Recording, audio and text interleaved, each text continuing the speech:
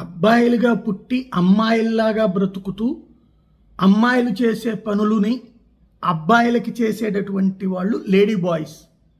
వీళ్ళు థాయిలాండ్లో ఉంటుంటారు. సాధారణంగా సెక్స్ మార్పిడి హిజ్రా మన దగ్గర ఉంటారు.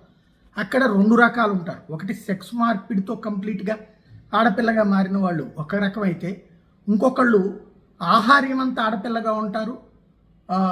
ఏదైతే సెక్సువల్ ఇది వచ్చేటప్పటికి మగవాడి సెక్సువల్ దీంతోనే ఉంటారు.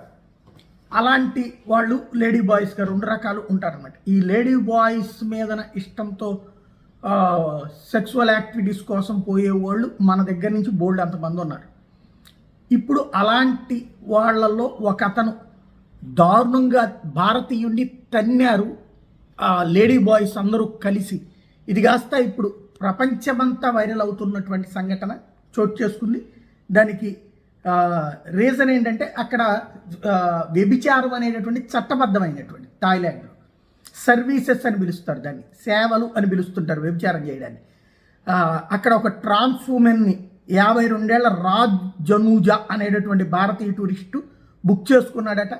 ఆ తర్వాత ఇది పట్టాయ, థాయిలాండ్లో ఉన్నటువంటి పట్టాయ వాకింగ్ స్ట్రీట్ దగ్గరన అతన్ని వీళ్ళందరూ దాదాపు ఒక 7-8 మంది లేడీ బాయ్స్ కలిసి కొట్టారు. నడి రోడ్డు మీద కొట్టి చావ చితకబాదారు. ఏంటంటే డిసెంబర్ 27వ తారీఖున తెల్లవారుజామున 5:30 గంటల సమయంలో వాకింగ్ స్ట్రీట్ ఎంట్రన్స్ సమీపంలో ఈ రాజ్ జనూజా ముఖము తల వెనక భాగంలో తీవ్ర గాయాలై దొరికాడు.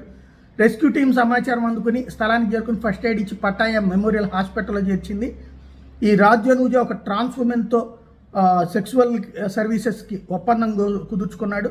కానీ డబ్బులు ముందుగా కుదుర్చుకున్నటువంటి అమౌంట్ని ఇవ్వలేదట. దీంతో ఆమె తన స్నేహితుల్ని పిలిచి గ్రూప్గా దాడి చేశారు.